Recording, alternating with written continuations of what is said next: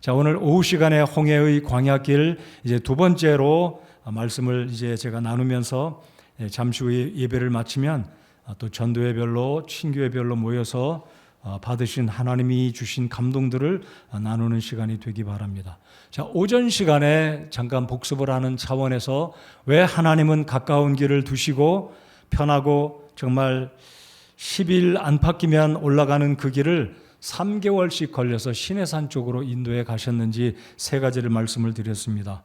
홍해 광야길은 복된 길이기 때문에, 그리고 그 과정을 통해서 하나님의 능하신 전능하심을 바라보고 하나님의 사랑이 어떠한 것인지 이스라엘 백성들로, 그리고 우리는 시대가 다르고 환경이 다르지만 동일합니다. 우리 삶에 고난을 허락하신 이유는 하나님의 능력을 경험하고 하나님께서 우리를 얼마나 사랑하시는지 머리로만 아는 게 아니라 직접 우리의 현장 가운데서 경험토록 함이 하나님의 뜻이고, 그것이 결국은 성화의 삶이다. 세 번째, 이 길이 승리하는 길이기 때문입니다. 가나안 정복을 앞두고 이런 경험을 통해서 이스라엘 백성들이 승리를 위한 승리의 여정이다라는 것입니다. 자, 그래서 이 세 가지 측면에서 그리스도인들의 구원을 이 시간 잠깐 한번 살펴보겠습니다.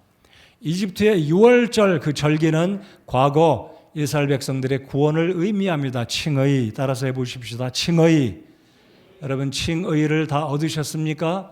의롭담을 얻으셨습니까? 이 사건은 한 번입니다. 한 번. 기념은 할 수 있지만 6월절 절기를 기념하기 위해서 6월절 의식을 지키지만 우리 이방인 그리스도인 우리는 한 번 구원받으면 영원히 그 구원이 유지되기 때문에 구원의 은혜는 과거에 한 번으로 족하고, 그것은 우리의 삶에 과거에 발생했던 과거의 구원의 새 시제 가운데 과거, 그것은 칭의이다라는 겁니다. 그러면 두 번째, 현재의 우리의 삶에 나타나는 구원의 현재는 성화입니다. 이집트를 떠나서 구원받고 예수님의 보혈로 구원받고 침례를 받고 광야를 이 여행의 과정에서 있는 모든 일들, 모든 과정들이 우리 그리스도인들의 구원의 현재, 바로 성화의 삶을 보여주신다라는 겁니다. 자, 그리고 세 번째 구원의 시제, 과거도 지났고 현재도 있다면 무엇만 남았습니까? 미래 시제, 영화입니다.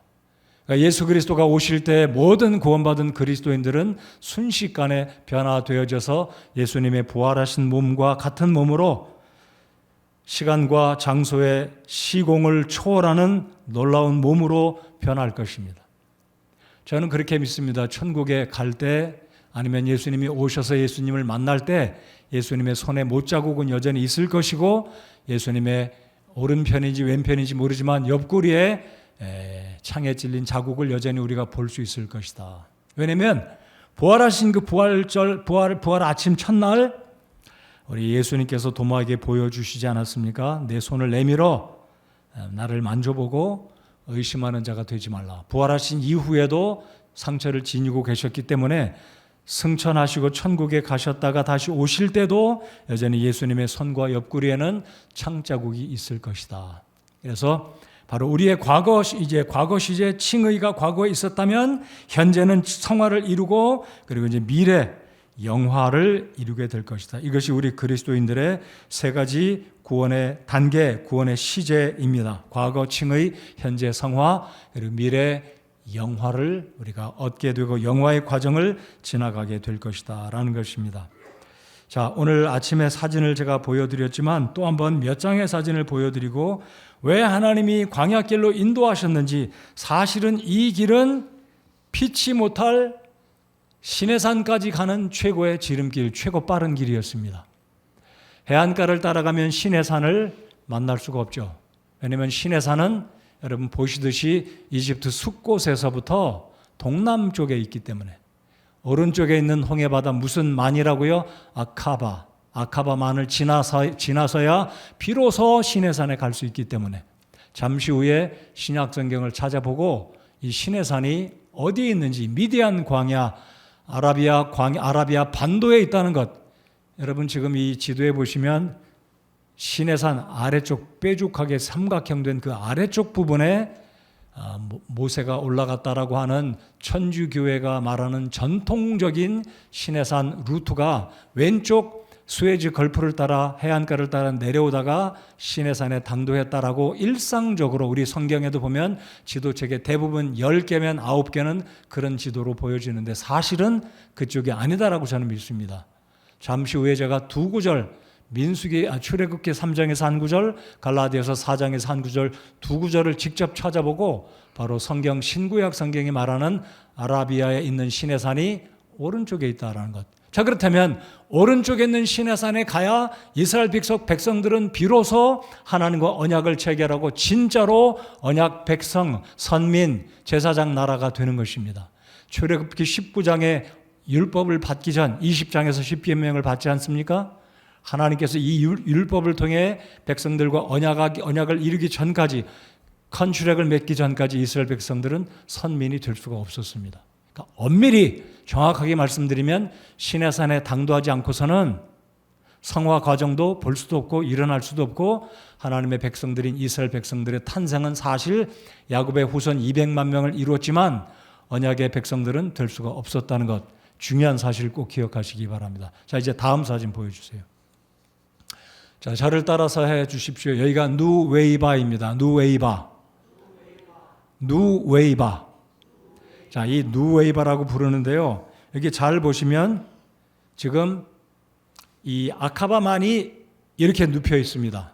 그러니까 저쪽이 사우디아라비아 건너편이 되겠고 그 모래 사구가 있는 삼각주비스타 동그랗게 생긴 그 안쪽으로 가면 산맥들이 있고 험준 산령이 있고 그 사이에 꼬불꼬불한 하얀 길들이 있죠. 바로 저기를 협곡을 따라 이집트를 따라 시내반도를 가로질러 누웨이바까지 오른쪽에 있는 아카바만 홍해까지 백성들이 온 겁니다. 저기 가로가 제가 기억이 잘 안 나는데요. 가로가 약 20km 가까이 왼편에서 오른쪽까지 17, 8km 그리고 가로 짧은 거리로는 저기가 약 8, 9km 이상. 그래서 당시에 200만 명의 이스라엘 백성들이 여기에 다 기다리고 있다가 하나님의 인도하심으로 홍해를 건너가게 되는데 오늘 말씀해 보시면 이제 출애굽기 13장에 이 파라오의 마음이 변해서 어찌 보면 하나님께서 파라오의 마음을 강팍하게 하셔서 따라오게 하시고 결국 하나님을 시험하던 이들이 결국 홍해바다에 모두 다 수장을 당하게 되는데 이게 놀라운 하나님의 예비하심이 왜 있냐면 이 바다 깊이가요 최고 깊은 곳은 1200m입니다. 그리고 깊이는 보통 1000m. 근데 이 누웨이바에서부터 이 아라비아 반도까지 직경으로 건너가는 길이 15km인데 그 길은 수심이 200m입니다. 그 200m 좌우를 벗어나면 갑자기 뚝 떨어져서 800m, 1000m 수심이 일어납니다. 제가 여쭤볼게요. 질문. 하나님은 전능하신 하나님이신 줄 믿으십니까? 하나님이 바람으로 홍해를 가르신다면 메리아나 해구, 여러분 그 필리핀에 가면 세계에서 가장 깊은 미리 보여주시는데 아무튼 그림을 잠깐 두세요. 필리핀에 가면 전 세계에서 가장 깊은 에베레스트를 삼키는 메리애나 해구가 있습니다. 에비스, 굉장히 깊은 시면이 있는데 그 시면은 12,000m가 넘는 깊은 곳입니다. 가장 깊은 곳이에요. 지구에서 가장 깊은 에비스라고 하는. 근데 여기 홍해바다에 올려주세요. 올려주세요. 여러분 이 그림을 잘 보시면 노란색 수직선이 있는데 거기에 마치 군사 지도를 보면 이 빗살무늬가 있는데 이 빗살무늬 하나하나가 깊이를 가리키는데 그 이스라엘 백성들이 건너갔던 사우디 반도의 직경 누웨이바에서 여러분 성경에 잠시 후에 보시겠지만 비하히롯이라는 곳으로 도착을 합니다. 여기를 건너가게 되는데 그 건너가는 길의 수심은 200m이고 그 좌우에 5, 6km를 벗어나면 갑자기 뚝 떨어져서 1000m 이상의 깊은 바다가 됩니다. 자, 제가 여러분께 질문을 드리기를 하나님 전능하신 분이라고 믿으시냐고 제가 여쭈었습니다. 저는 그렇게 믿어요. 물 깊이가 1000m이건 2000m이건 20000m이건 하나님이 갈라주시고자 하신다면 하나님께는 문제가 되지 않음을 믿습니다. 그렇죠? 근데 누구한테 문제냐면 건너가는 사람들이 문제예요. 여러분 오늘 말씀해 보시면 이들이 건너갈 때 마른 땅처럼 건너갔다고 말씀합니다. 그렇죠? 믿으십니까? 지금 소설 이야기하고 있는 거 아니잖아요? 대답 좀 하십시오. 그렇죠? 그런데 하나님이 굳이 여기를 선택하신 이유는 바로 이곳에 협곡에서 흘러내려오는 홍수나 무슨 일로 흘러내려오는 이 모래들이 퇴적이 돼서 굳이 요 부분만 200m가 됐다는 거예요. 이거 우연이 아니다라는 거죠. 하나님이 오랜 세월 동안 이스라엘 백성들의 홍해 사건을 하나님이 안배해 주시고 알고 계신 하나님은 이 경로로, 이 루트로 인도하셔서 200m 바다를 갈라주셨을 때 이들은 이곳을 마른 땅처럼 건너갔다. 바람을 불게 하시고 불기둥으로 이들을 안전하게 길을 비추시고 따뜻하게 하심으로 바람이 말려줍니다. 여러분, 옷 드라이기에 넣으면 따뜻한 바람이 나오지만 대부분 옛날에는 바람으로 말립니다. 바람으로, 햇볕으로. 바로 하나님은 이 홍해바다 200m를 갈라주셨고 약 15km 직경을 왼쪽 비하 히롯에서 오른쪽 아라비아 반도 거기를 건너가게 해주셨습니다. 자, 그러니까 9절 한번, 우리 성경 9절 한번 보시면 2절을 보시겠습니다. 14장 2절. 자, 하나님께서 이들을 비하 히롯 앞 바알스본 맞은편에 진을 치게 하되, 여기가 바로 누웨이바입니다. 누웨이바란 모세가 갈랐다. 지금도 사우디아라비아 지역은 그 땅의 이름을 누웨이바라고 부릅니다. 모세가 가른 땅이다. 이게 인공위성 높이 찍은 항공사진인데요. 제가 또 다른 사진을 흑백으로 보여드립니다. 사진에서도 보시면 그 오른쪽 아카바만 약 3분의 2 정도 북쪽으로 올라가면 거기 하얗게 나와 있죠. 그리고 내륙 쪽으로, 반도 쪽으로 들어가면 하얀 실선 같은 그 루트를 통해서 북서쪽에서 이스라엘 백성들이 가로질러 내려왔습니다. 그러니까 이 사해 바다를 건너서 아라비아 반도 진짜 시내산까지 오는 이 경로는 이 길이 가장 빠른 길입니다. 자, 우회하는 길이긴 하지만 시내산까지 오려면 이 길이 가장 빠른 지름길이다. 자, 다시 말씀드립니다. 하나님은 해안가 요셉이 왔던 그 길로 인도하지 않으시고 홍해 광야로 인도하신 길이긴 하지만, 멀긴 하지만 이 길이 시내산으로 오기에는 가장 빠른 코스 중에 하나다. 그리고 하나님은 놀랍게 이 길을 예비하셨습니다. 그 다음 사진 보여주십시오.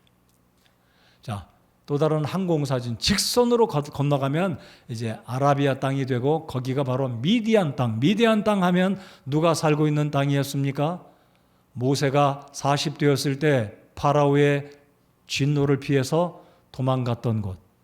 사도행전 7장에 스데반의 설교에 의하면 이 모세가 40이 되었을 때 자기 백성을 돌아보고자 하는 마음이 생각난지라 이집트에서 모든 부귀영화를 다 버리고 히브리서 11장 믿음으로 하나님의 백성들과 고난받기를 어떻게 했다고요? 기뻐하고 즐겨했다. 바로 온 곳이 미디안 광야 시내산입니다. 우연일까요? 절대 우연이 아닙니다. 그러니까 하나님은 홍해바다를 끼고 건너가게 한 이곳도 그렇고 숫곳에서 떠나서 이쪽까지 내려오기가 얼마나 걸렸을까요? 홍해를 건너서 사우디아라비아에 있는 라우즈산, 진짜 시내산으로 오기까지 모두 3개월이 걸렸다고 하는데요. 이 길이 3개월 좀 오래 걸리긴 했지만 이게 그래도 하나님께서는 시내산으로 내려오기에 최적의 길, 완벽한 길, 하나님이 예비하신 길이다라는 거죠.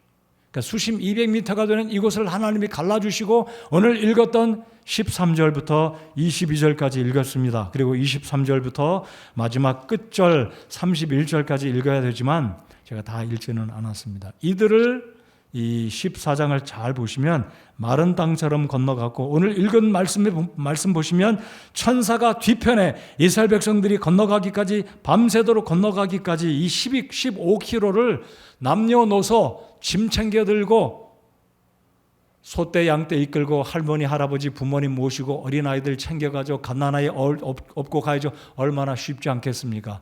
200만 명이 밤새도록 건너가도록 하나님이 바람을 홀드해 주셨고 뒤편에는 혼비백산하도록 불기둥이 나타났고 어둠이 나타났고 바람이 불었고 뒤따르던 이 파라오의 군대는 아무도 바람과 바람을 뚫고 어둠을 뚫고 이스라엘 백성을 진영에 도달해서 한 사람도 칼로 상하지 못하게 했다. 이 완벽한, 얼마나 놀랍습니까? 하나님이 완벽한 타이밍에 완벽한 장소로 최고로 빠른 지름길로 시내산까지 인도해 가신 우리 하나님, 얼마나 놀라운지 모르겠습니다. 그 다음 사진도 한번 보실까요? 네, 이 과정으로 그래서 이 폭이 제 글자가 잘 안 보이는데요. 길이가 15km, 폭이 얼마인가요? 네, 네, 6km. 그렇죠? 6km의 폭을 벗어나면 갑자기 뚝 떨어지는 700m, 800m, 1000m의 깊은 바다입니다. 여러분, 우리나라 서해바다 평균 수심이 얼마인지 아세요? 모르실 거예요. 우리나라 서해바다 평균 수심이 45m인 걸로 제가 압니다. 의심이 가시는 분들은 인터넷 찾아보세요. 45m밖에 안 돼요. 깊은 곳은 물론 100m, 200m짜리도 있겠지만 서해바다 그게 얕아요. 그러나 홍해바다는 굉장히 깊습니다. 1000m. 상상이 잘 안 가시죠? 그런데 하나님은 200m의 길을 이미 수백 년, 수천 년부터 하나님이 예비하시고 이곳으로 건너가게 하셨습니다. 자, 그러면 왜 아라비아 반도에 시내산이 있는지 이제 성경을 열어서 한번 보시겠습니다. 자, 출애굽기 3장을 열어보시고 출애굽기 3장 몇 절을 보시냐면 12절을 우리 읽어보시겠습니다.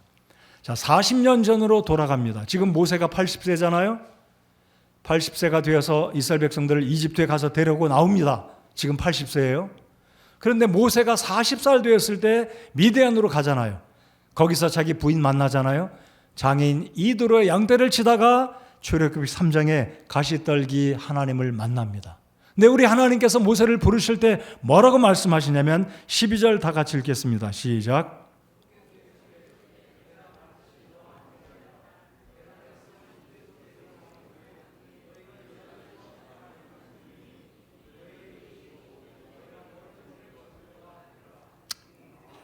네, 12절에 잘 보시면 이 산에서, 이 산은 어떤 산인가요? 모세가 40살 되었을 때에 그의 장인 이드로의 양떼를 칠 때 아라비아 반도에서 미디안 광에서 양떼를 칠 때 하나님께서 갑자기 호렙산에서, 어떤 산인지 정확하게 모르지만 호렙산 부근일 겁니다. 여러분, 이 사우디 아라비아에 언젠가 우리가 갈지 모르겠어요. 지금 이 아라비아가, 사우디 아라비아가 관광 자원을 유치하기 위해서 거기에 막았던 것을 다 열고 개방하고 관광객을 받아들이려고 준비 중이라고 합니다. 전 흥분이 돼요. 여기 가고 싶어요. 갈 기회가 있을지 모르겠습니다. 저는 시내산 가봤어요. 가짜 시내산.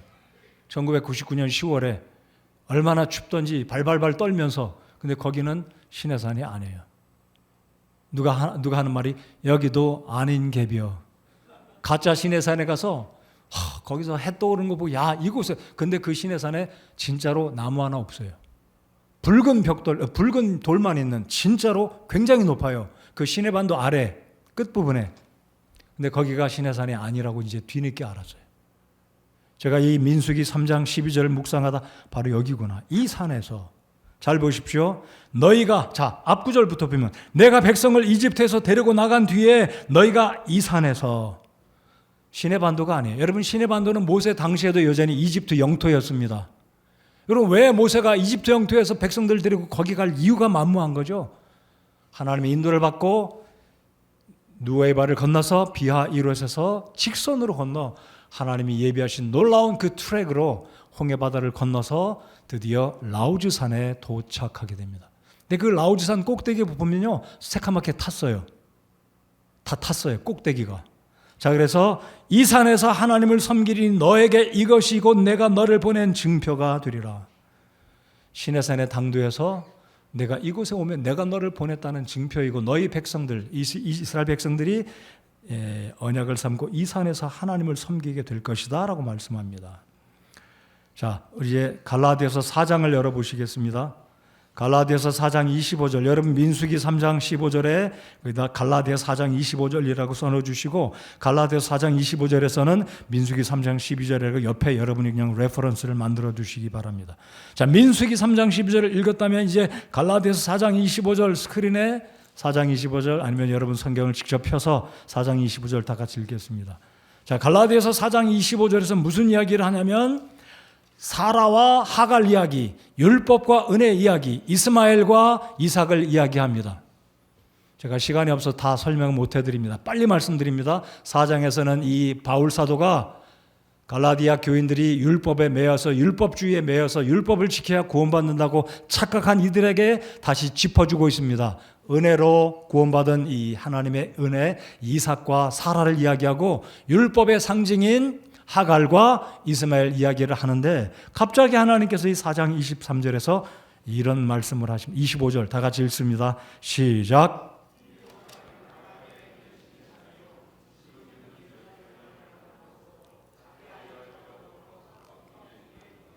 자, 여기에는 제가 말씀드린 대로 하갈, 두 여자가 소개되고 두 아들이 소개됩니다. 하갈은 율법을 소개하고 사라는 하나님의 은혜. 90세 돼서 어떻게 아이를 낳아요? 은혜로 낳습니다.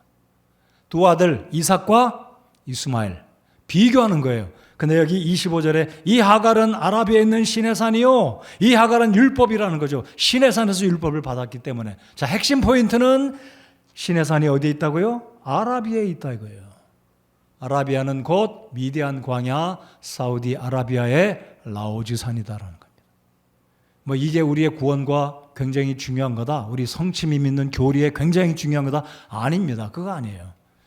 뭐 사우디 아라비아에 있든 저 시내반도에 있든 뭐 그거 둘 중에 하나 믿어도 구원과 상관없습니다. 우리의 중요한 교리와는 연관이 없어요. 그러나 이왕 알 거면 정확하게 알고 하나님께서 이런 의미로 우리에게 말씀해 주셨구나. 아라비아에 있는 시내산이다. 자, 그러니까 다시 집중해서 말씀드립니다.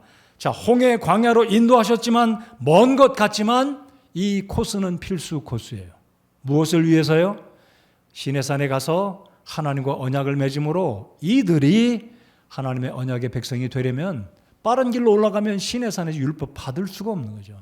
하나님의 섭리 가운데 1년 동안을 머물러 두게 하고 율법을 가르칩니다. 그게 민수기, 레위기, 모세오경, 특별히 레위기서입니다. 레위기, 제사법, 음식법, 규례, 절기, 정결케 하는 모든 법들 공부가 끝났습니다. 얘들아 너희들 가도 된다. 그래서 다시 이동시키는 게 민수기의 역사. 그래서 시내산에 떠나서 가데스 바네아까지 10일간 여행하고 제가 보여드리면 자, 여기에서 마운틴 사이나이, 그렇죠? MT 사이나이. 여기 보시면 제벨 엘 로즈.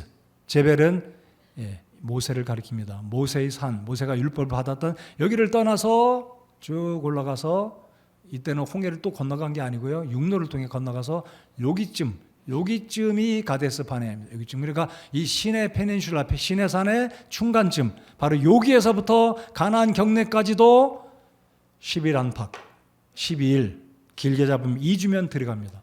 그 목전에까지 갔으면 이 얼마나 좋았겠습니까? 그런데 이들이 믿음이 없어서 정탐꾼의 보고를 받고 사람이 좋지 않은 것에 이렇게 반응을 하는지 다 넘어집니다. 우리 들어가면 죽는다. 그래서 38년 하나님은 원위치, 니네들 그걸로 가지는 안 돼. 결국 38년 돌다가 9세대는 다 죽습니다. 가나안 땅에 못 들어가요. 신세대만 들어가죠. 그래서 오늘 다시 강조하면서 이제 말씀을 마치겠습니다. 왜 하나님께서 홍해의 길로, 홍해의 광야의 길로 인도하셨냐면 이런 하나님의 놀라운 섭리가 들어있기 때문에 백성들로 하여금 율법을 받고 언약의 백성으로 삼기 위해서는 올라가면 시내산 없는 거죠. 고생 안 하죠. 성화의 과정 모르는 거예요. 그러니까 이 홍해의 광야의 길은 우리에게 무엇을 가르쳐 주냐면 성화의 삶은 쉽게 안 된다. 구원은 주의 은혜로 받았지만 성화의 과정은 내가 믿음으로 싸워 이겨야 되는 것이다 라는 것을 하나님께서 보여주시는 것입니다. 이것은 비단 이스라엘 백성들뿐만 아니라 우리 모두에게 하나님이 보여주시는 성화의 과정은 쉬운 게 아니다. 그러나 성화의 과정은 축복이 되고 감사와 감격과 놀람의 연속들이다. 오늘 제가 이 말씀으로 끝맺겠습니다. 이 출애굽의 클라이막스는 홍해가 갈라지는 사건이 아닙니다. 저는 그렇게 믿어요. 물론 홍해가 갈라지는 것은 굉장한 축복, 기적, 이런 기적은 둘도 없는 기적입니다. 한 번밖에 안 일어났어요. 역사상 한 번뿐이었습니다.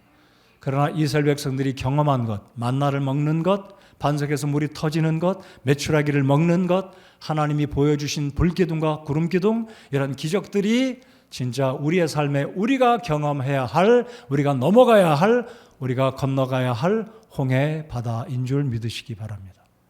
우리의 삶의 기적의 역사는 계속 일어납니다. 한 번만이 아니에요. 이들은 직접 보았어요.